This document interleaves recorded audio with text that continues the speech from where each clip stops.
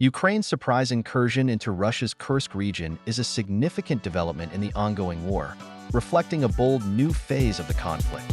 This region, long considered a strategic stronghold for Russia, has now become the focal point of intense military activities. The raid is reminiscent of earlier incursions by Russian nationals fighting for Ukraine, who briefly entered Kursk and Belgorod in 2023, and follows a year of heavy Ukrainian shelling in Belgorod. On Tuesday morning, Ukrainian forces advanced through the border, approaching the town of Sudza, a quiet community of 5,000 people. Despite its small size, Sudza holds strategic importance as it hosts the only pumping station that delivers Russian natural gas to Europe through Ukraine. This station is a critical piece of infrastructure, as Ukraine still leases its Soviet-era gas pipeline to Russia's Gazprom for $2 billion annually. The current transit deal is set to expire in January, but the ongoing conflict could bring this arrangement to a premature end.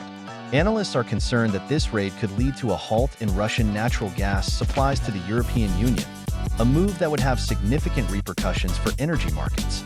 Beyond the immediate implications for natural gas, the Kursk region is also home to one of the world's oldest nuclear power stations, located in the town of Kurchatov. Ukrainian drones have been spotted near this facility, raising concerns that Ukraine might be targeting Russia's energy infrastructure in retaliation for Moscow's attacks on Ukrainian power stations and its energy grid. This approach by Ukraine signals a potential shift in tactics, aiming to weaken Russia's energy stability as winter approaches, a time when energy demands in Europe will be at their peak. The Russian government has responded with strong rhetoric. President Vladimir Putin labeled the raid as a full-scale provocation by the Kyiv regime, accusing Ukrainian forces of indiscriminately firing at residential areas and civilians. Moscow's Ministry of Defense has claimed that Ukrainian forces suffered heavy losses, with up to 260 servicemen killed, along with significant equipment losses, including tanks, armored vehicles, and air defense systems. The ministry also stated that the operation to annihilate Ukrainian military formations is ongoing, suggesting that the situation is far from resolved. Despite these claims, Ukrainian sources report that they have inflicted substantial damage on Russian forces. According to reports from Ukrainian channels, their forces have captured Russian soldiers and destroyed key military assets, including a helicopter and tanks.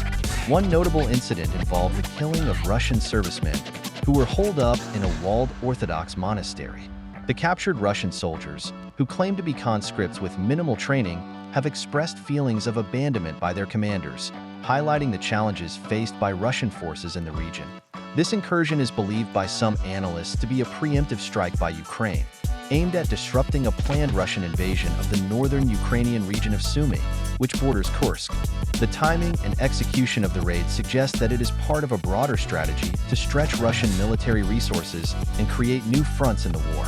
While some view this as a distraction from Ukraine's challenges in the east, others believe it could pave the way for more significant operations in the future. As the raid unfolded, the residents of Sudza fled in large numbers or sought shelter in basements to escape Ukrainian artillery and drone strikes. Reports from the ground describe a disorganized evacuation, with some civilians forced to leave on foot through fields. By Tuesday night, it became clear that Ukrainian forces were firmly entrenched in the areas they had occupied, using advanced air defense systems to thwart Russian airstrikes. This raid, while unexpected, is far from a mere tactical maneuver. It has broader implications for the ongoing conflict, particularly in terms of its impact on energy supplies and the strategic calculus on both sides. As the global community watches closely, the raid on Kursk serves as a stark reminder of the unpredictable and escalating nature of the war. The coming days and weeks will be critical in determining whether this incursion will lead to further escalations, or if it will force both sides to reassess their strategies.